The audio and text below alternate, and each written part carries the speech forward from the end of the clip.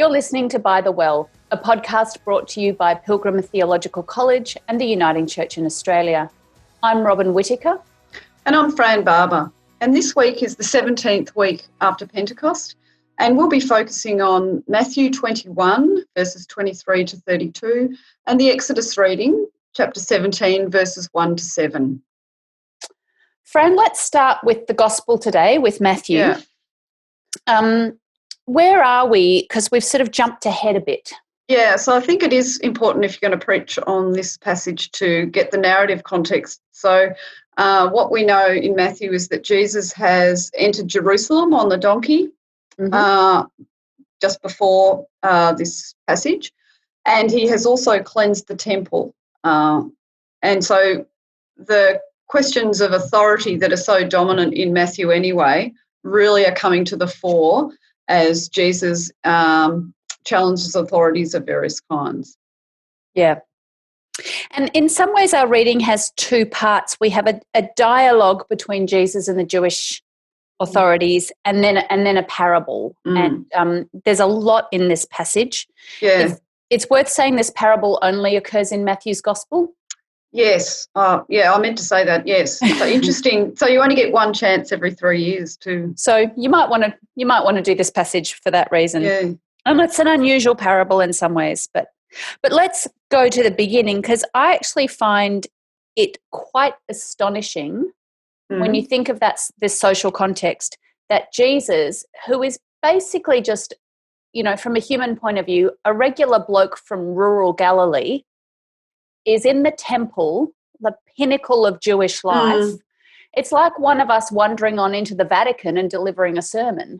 Yeah, that's a great analogy, and I think it is lost on us, that what's going on here is so stark or surprising, and shocking. And the language is he's teaching, as he has done in other scenes, as one having authority.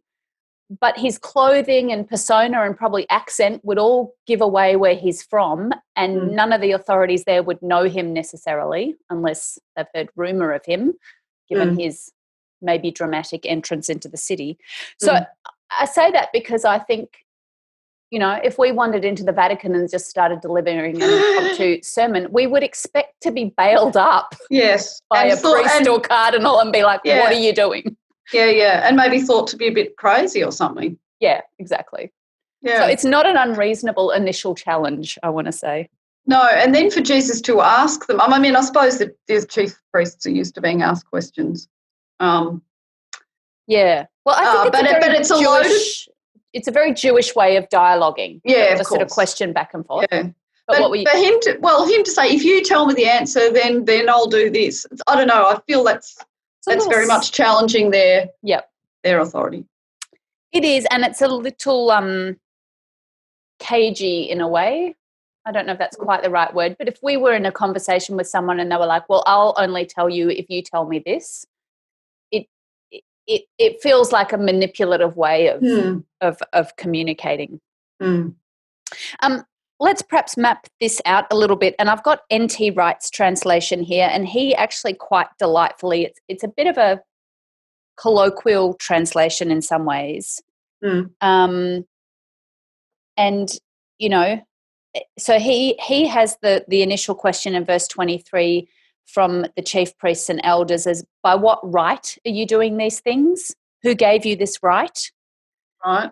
And then Jesus replying, I'm going to ask you one question too, and if you give me the right answer, I'll tell you by what right I'm doing these things. Now, the language in the Greek is authority, but it sort of gets to the heart of what they're doing. And the John the Baptist test case, I think, is interesting because we get a number of things revealed here. One is that the crowd liked John the Baptist. And therefore, these leaders are afraid of the crowd.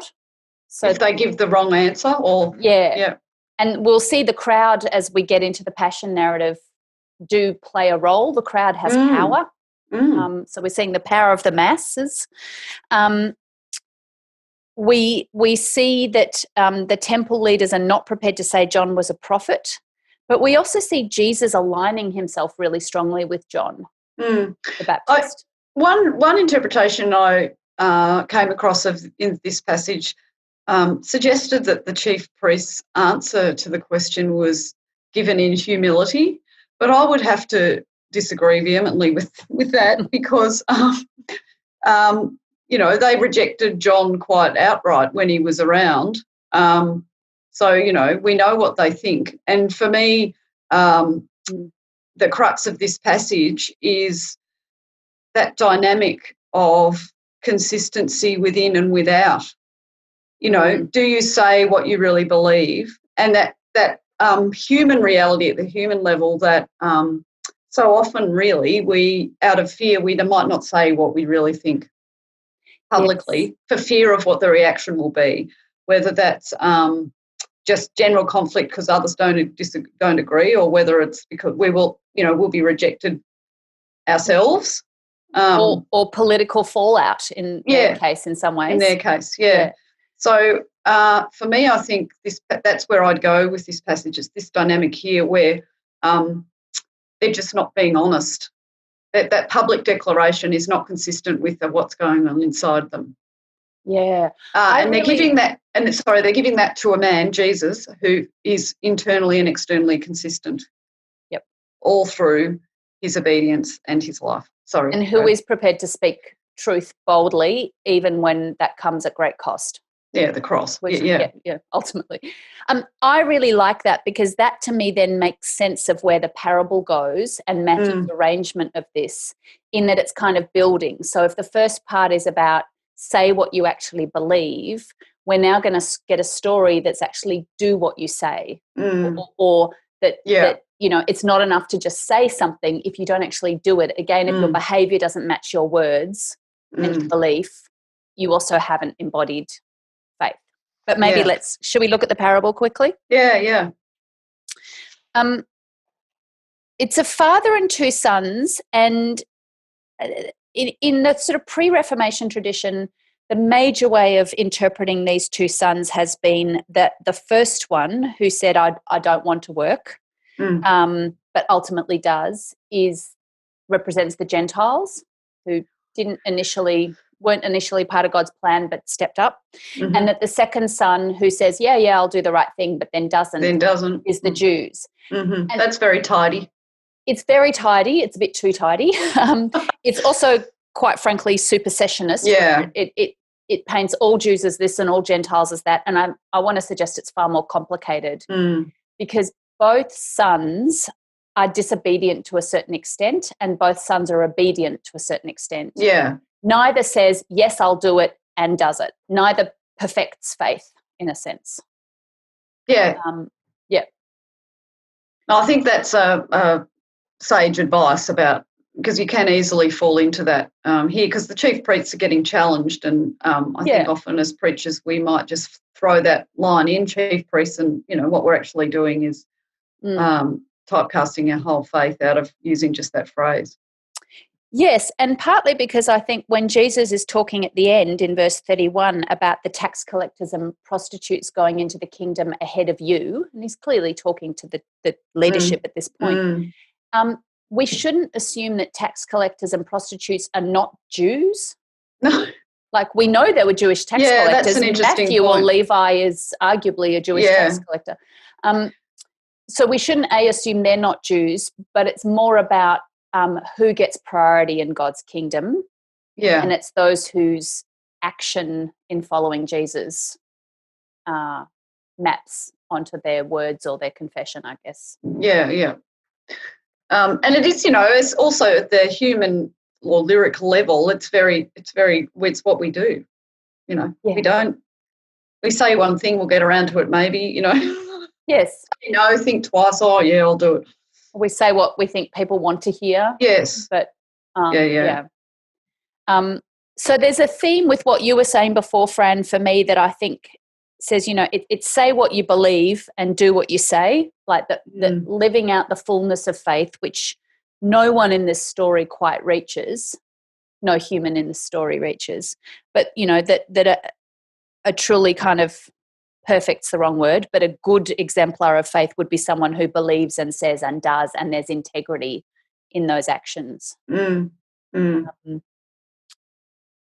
other themes here to preach before we move on? Well, I did come across a sermon that Craig Thompson wrote where he took this disjunction between the public declaration and what you actually believe and went into quite a profound narrative about the nature of God, that the God in whose image we are made and who leads us is a God who is through and through inside the same. God is as God is inside Godself as God acts outside. So he talked basically about the Trinity, but which I think for some people might be going, I don't know, abstract, but it absolutely isn't when you go down that line.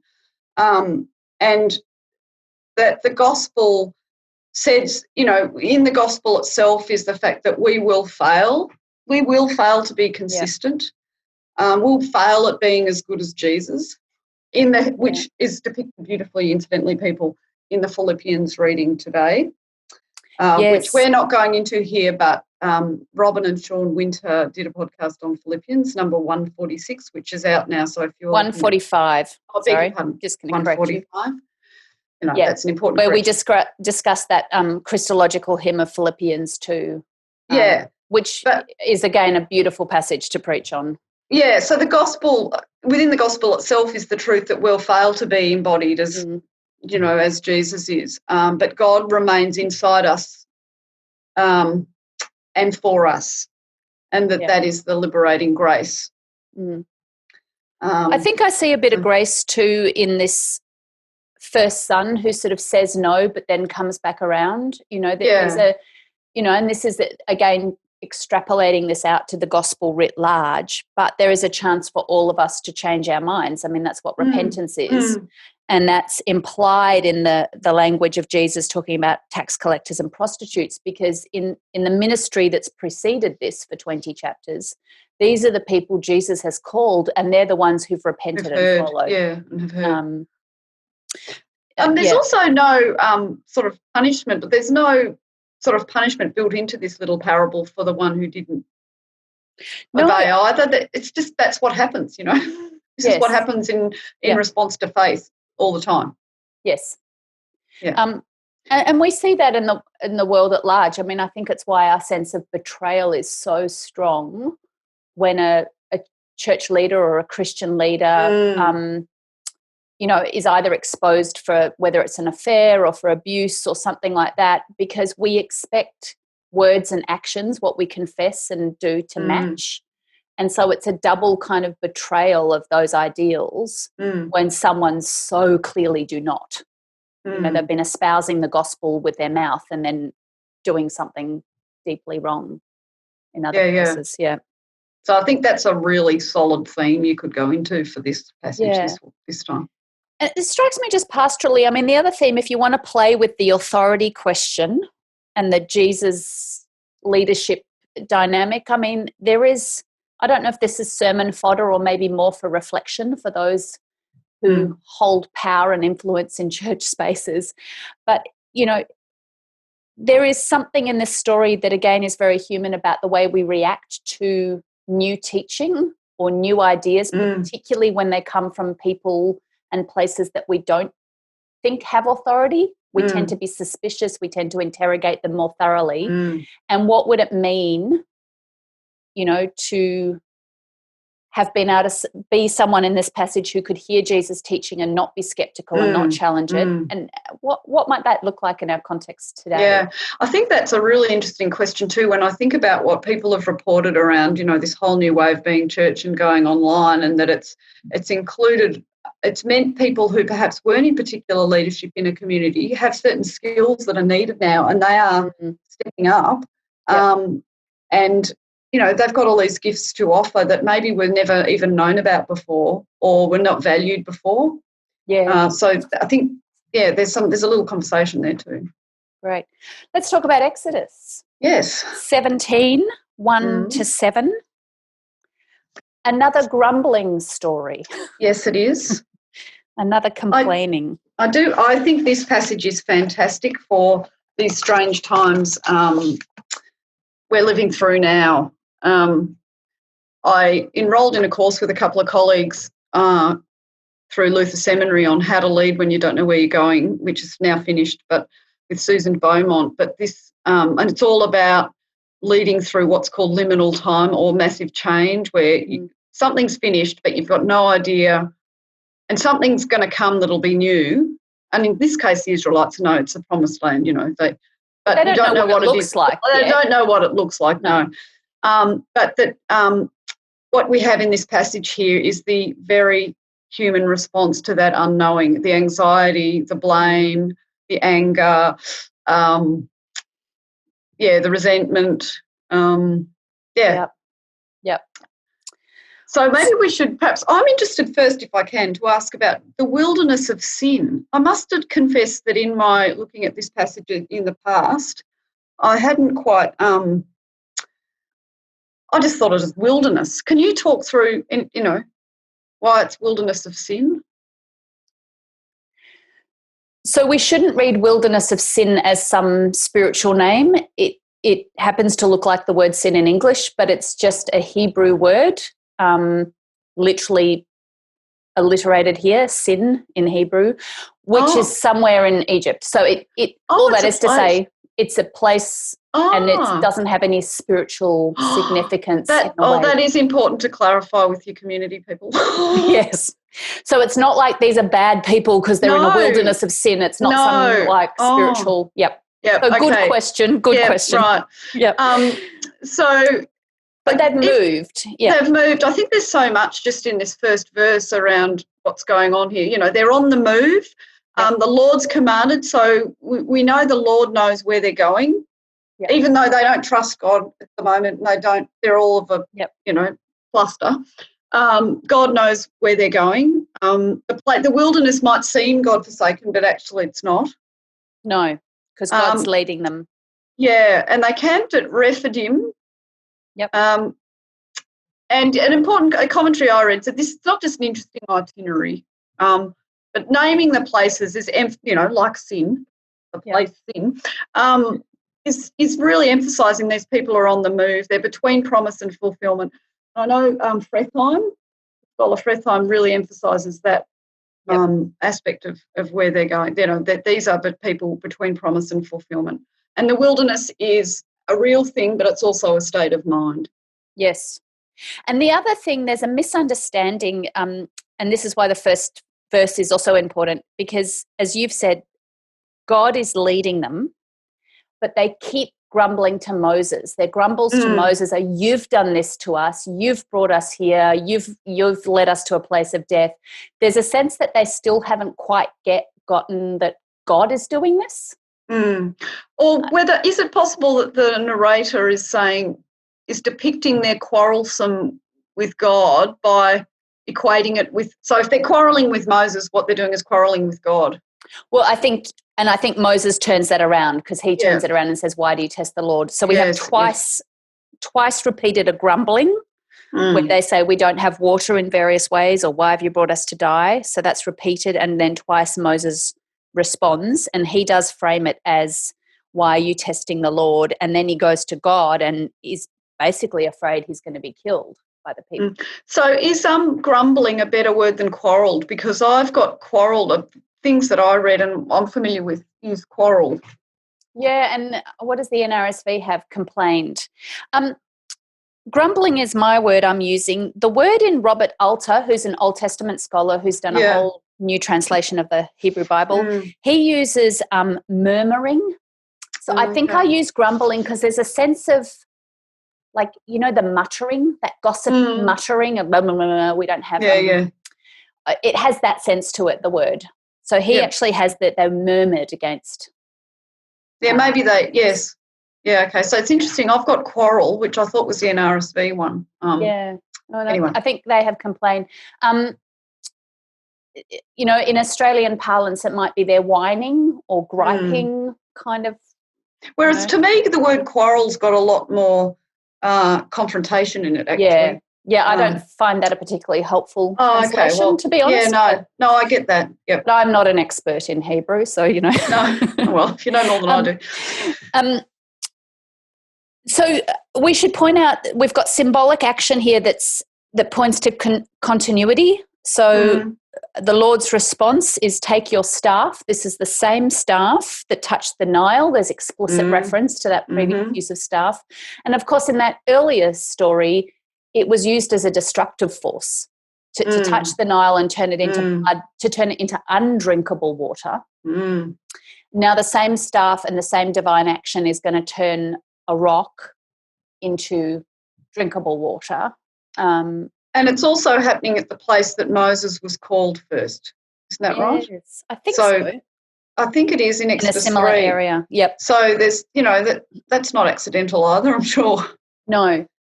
So there's a very similar story. This is one of the fun things I learned preparing this week. There's a very similar story in Numbers 20.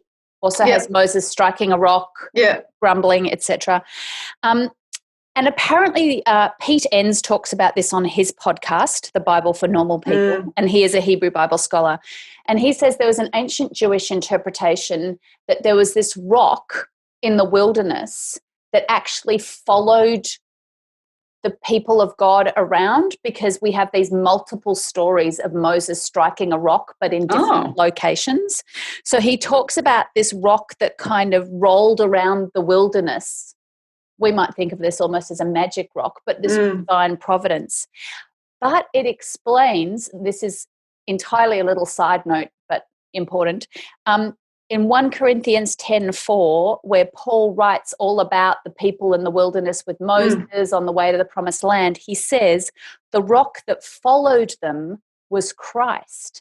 And scholars have always been puzzled, why would you talk about a rock that followed people? And we now think it's because there was this ancient Jewish interpretation that this is a rock that literally followed the people. Oh, that's fantastic. I love those little links. I know. So probably not really a whole sermon in there, but fun. I mean, you could do, if your online sermon's only 6 minutes these days, you could do that. That could be your sermon. So anyway, I thought that was interesting, and it gives us again a little insight into how some of those things that are so weird to us in the New Testament make sense when we understand a fuller Jewish tradition that Paul would be participating in. But, so with this reading too, obviously you could go the tack of Moses and the person of Moses and the nature of Moses' leadership. Yeah. I'm just interested in when he goes to the God and says, what shall I do with this people? So just before this, they're almost ready to stone me. And we all know, if you've been leading a group of people and they're not happy with what's going on, that's very real.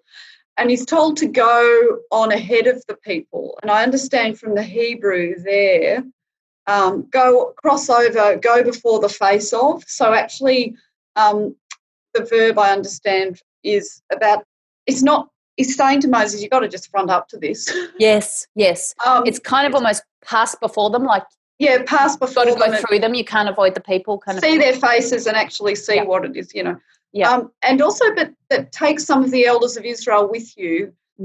There's another point, and I'm not sure if it's the chapter before this, but Moses is really bemoaning how much weight is upon him and all these